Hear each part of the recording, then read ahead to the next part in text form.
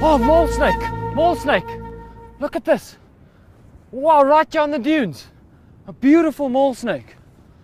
Look at this, guys. Look at that. This is a very, very fortunate find. It's early in the morning still. What's happened here is this mole snake has come out to bask in the sun. Very interesting, you can see it's a very dark color because we're in the Western Cape where it gets very cold. So the snake needs to have a nice dark body so that when he comes out to bask, he absorbs the heat much better than, for instance, if he was a lighter snake. Look how small the head is on this mole snake. That is common of the burrowing snake. So this guy will go underground or go into other burrows of rodents. Look how beautiful he moves. See how he glides on the sand. Amazing. You can hear he's huffing and puffing a little bit. And he's moving down the dune. Look at that. He's getting a little bit upset. These guys do bite, but they're not venomous. It's a non-venomous snake. It's a constrictor, so he squeezes his prey. Beautiful, not as big as they can get, but quite a big specimen. This is an adult, and the way I can tell it is by its being dark. When these guys are born, they're pencil size, and they bright little colors of red, green, and brown, and so on. So they're not born black. When they get sexual maturity, then they start turning into this dark color. So this is already a sexually matured snake. This does look like a male to me. It's a young male. It's got a long, thick tail. The females will have shorter, thinner tails. When this guy starts mating, he'll start fighting with other mole snakes, other males, and then this guy will start getting scars because when they fight, they like to give each other gashes. So you'll find these rings, these marks that they leave on each other. Look how beautiful the snake is. Look how he glides. Look how he pushes the sand with his body. You see how quickly he disappears. Listen to that, listen to that, listen to this. Huffing and puffing. What he's doing is he's inhaling sound of air and then blowing it out through his nostrils again. Listen there. Basically doing that, but forcing all the air through his nostrils. Let's see if I can pull him out here. See if I can pick him up. Oh, look at the beautiful snake. Now the thing with snakes, if you're very, very gentle with them, you could get this guy to be relaxed quite nicely because he's not going to see me as a threat once I'm done here. Oh, that was a bit of a strike. Where's the head? You always have to be careful with the head. Come, move, guy. Move. Let's see if I can pull him out here. Very strong. Look at that strength. Very muscular body. All your constrictor snakes have solid muscular bodies because obviously he has to squeeze his prey, so he needs all their muscles. See if I can pull him out. Look at him. He's actually quite a big snake. These guys can potentially get to 2 meters in the Western Cape. So he's not near his full size, and they can live up to about 18-20 years. So when this snake gets to that 20 years of age, in the Western Cape they've been recorded over 2 meters. So our largest non-venomous snake, only the python getting larger in Southern Africa than this guy. Look at that, he is quite big. He is quite big, look at that. It's quite a big snake we've got here. See a nice thick solid body. Amazing specimen that we've got here, still young.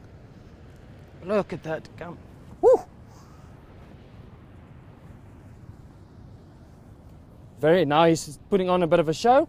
You see that? Flattening his body. Now he means business. And that's why lots of people mistake this guy for a cobra.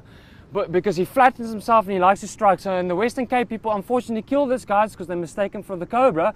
And the Cape cobra can also get this dark color tone to him. And that's when people end up killing these harmless guys, which is very valuable for you to have around your house because obviously they take care of the rodent problems that we have. Woo! You see that strike? Look, there's the S-like. He's in the position. He's not in the strike position. Look at that. Look at that. Look at that.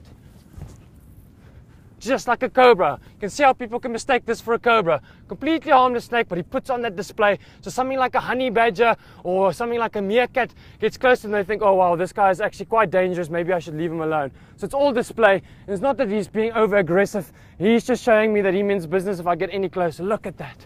Look at that. Wow. Beautiful snake.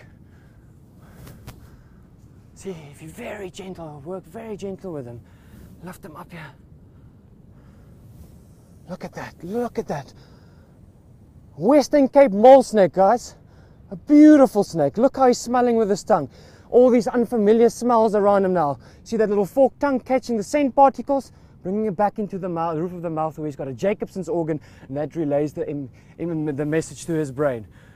Beautiful. Look, he's already settling down. If you're very gentle, give him very gentle strokes on the body, he settles down quite nicely. I'm not meaning him any harm. And look at that. A wild mole snake relaxing, because he sees now that I'm just being gentle. I'm not being jumpy, I'm not being overactive. Look at that beautiful movement. Amazing, amazing.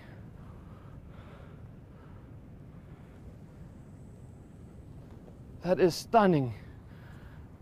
And it's only in the western provinces of southern Africa where they become this dark color, obviously because it gets very cold in winter and they need to warm up their bodies. So for instance, if we go inland South Africa, these guys are a light brown color because then it gets obviously too hot for them to be this dark. So this dark color is only down in the western coast of southern Africa where it gets very cold in winter. So you can imagine this guy is about, I'd say 1.4, 1.5. And he can get another meter and a half larger. So even though it's a lucky find, we can still find much larger. And we are very fortunate to have found this guy out here on the dunes in such a beautiful, pristine reserve. And luckily that they are still out here. Look at that guy. Look how beautiful he moves. Wow. Small little head. Now this guy is going to look for a little burrow to go down, and then he'll disappear and he will go hunt something, he'll eat, he'll wait down there to digest, and then he'll come out and he'll move off again to go and eat something else. Very, very lucky find, and it's an absolutely beautiful, beautiful snake. What an honor to have worked with this Western Cape mole snake.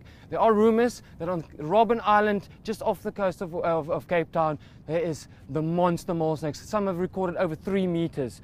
So we'll see if we can find some of these guys, but for now we are very lucky to have found this beautiful, pristine specimen of a mole snake out here in this beautiful nature reserve all around us.